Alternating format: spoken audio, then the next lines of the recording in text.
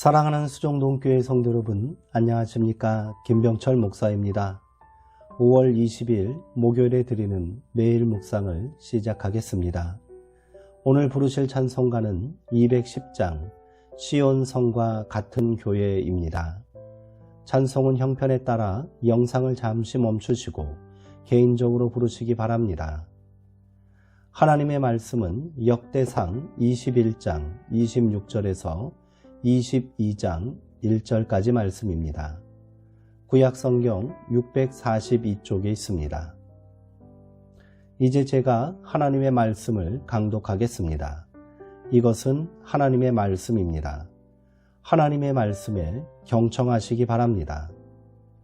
다윗이 거기서 여호와를 위하여 제단을 쌓고 번제와 화목제를 드려 여호와께 아뢰었더니 여호와께서 하늘로부터 번제단 위에 불을 내려 응답하시고 여호와께서 천사를 명령하시매 그가 칼을 칼집에 꽂았더라.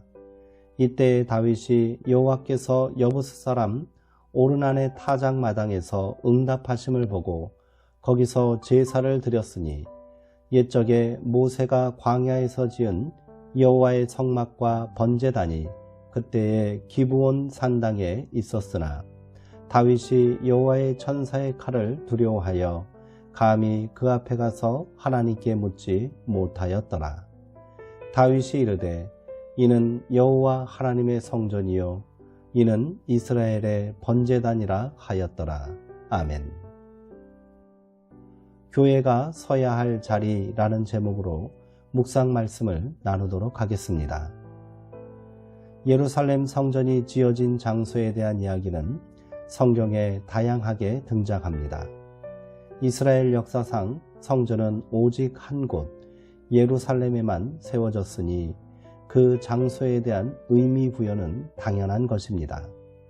거기에는 성경의 기록뿐 아니라 민간에 널리 유포되어 있던 민담과 같은 이야기들까지 다양하게 전해지고 있습니다. 세상의 모든 장소는 거기서 삶을 이어간 사람들의 이야기와 더불어 기억되는 법입니다. 어떤 장소가 오랫동안 기억되고 의미가 부여되는 이유는 그 땅에 발을 붙이고 산 사람들의 다양한 믿음과 소망, 삶에 대한 수많은 애환이 녹아있기 때문일 것입니다. 그렇게 이스라엘 사람들은 성전이 세워진 산을 아브라함이 이삭을 번제로 바치려 했던 모리아 산과 동일시하는 데 주저하지 않았습니다. 모리아 산은 어떤 곳입니까? 아브라함이 하나님의 명령에 순종하여 자기 아들 이삭을 제물로 바치려 한 곳입니다. 하나님이 아브라함의 믿음을 시험하기 위해 사랑하는 아들을 제물로 바치라 한 것에는 선뜻 동의할 수 없으나 그것마저도 순종한 아브라함의 믿음은 실로 숭고하다 할 것입니다. 그곳은 인간의 신앙이 가장 빛나는 사건이 벌어진 현장이며 여호와 이레 하나님이 어떤 분이신지를 다시금 만나게 하는 장소이기도 합니다. 그런 역사와 의미들로 미루어 볼 때 최초의 그리고 유일한 성전이 세워질 만한 장소로 손색이 없습니다. 역대기 기자는 더 구체적으로 모리아 산에 있던 오르난의 타작마당이 바로 성전이 선 자리라고 말합니다.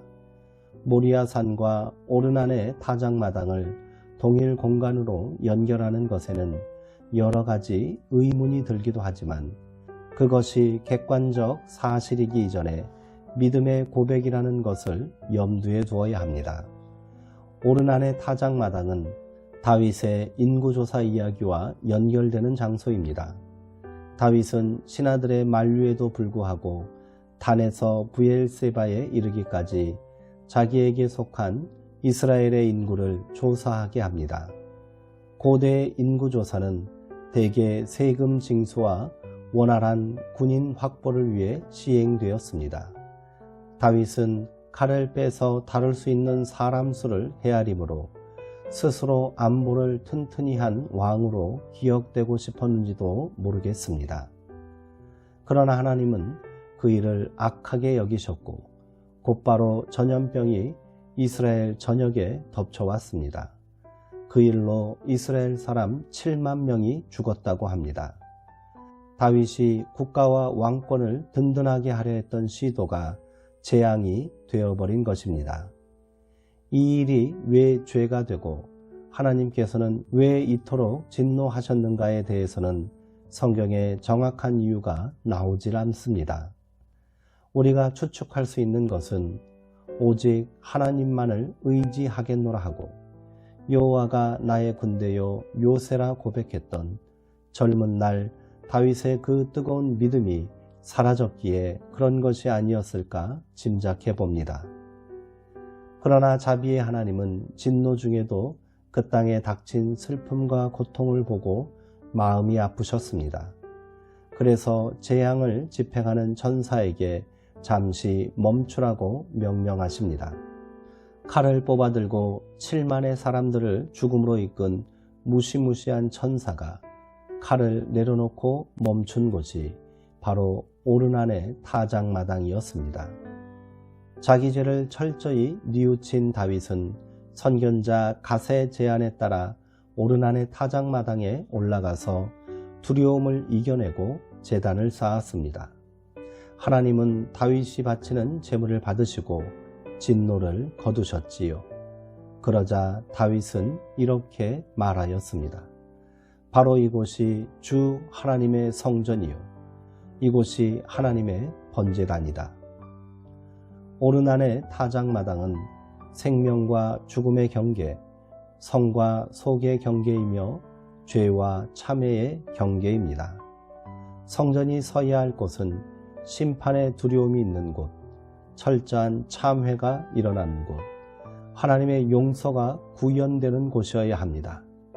지금 우리가 서 있는 이 교회가 바로 그런 공간이 되기를 소망합니다. 유대교 납비들은 성전이 있는 시온산은 혼돈의 물을 덮고 있는 덮개라고 가르쳤습니다. 성전이 태고적 혼돈의 세력을 억제하고 있기 때문에 창조의 질서가 유지되고 있다 믿었지요. 유대인들 사이에 내려오는 전설 같은 이야기가 있습니다. 다윗이 성전의 토대를 닦기 위해 땅을 파 들어갔을 때 시면에 갇혀있던 기품의 물, 태초의 혼돈의 세력이 올라와 세상을 삼켜버리려 했답니다. 그때 다윗은 성전으로 올라가는 15개의 노래를 불러 그들을 잠재웠다는 것입니다. 시면에 물이 땅 밑에서 올라와 세상을 삼키려 한 것은 몇천 년 전에 있었던 전설 같은 이야기만은 아닙니다. 모든 아름다운 가치들이 돈이라는 하나의 가치로 환원되는 오늘의 세상이야말로 혼돈의 세력에 붙잡혀 시면에 빠져든 세상 아닌가요? 크고 웅장하다고 다 교회가 아닙니다. 노래를 불러 혼돈을 잠재우고 사람들의 가슴에 거룩한 경외심을 불러 일으키는 교회라야 살아있는 교회라 할 것입니다. 그것이 교회가 이 땅에 세워진 이유이며 우리가 세울 교회의 진정한 모습입니다. 기도하시겠습니다. 하나님, 교회는 순교자의 피 위에 세워졌다는 증언 앞에서 잠시 옷깃을 여밉니다.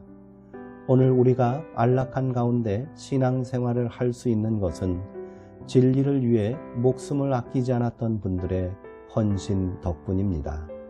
추운 겨울 난방조차 되지 않는 예배당 마루에 꿇어앉아 보석 같은 눈물을 흘리며 하나님께 엎드렸던 우리 신앙 선배들의 그 간절함이 우리에게는 없습니다.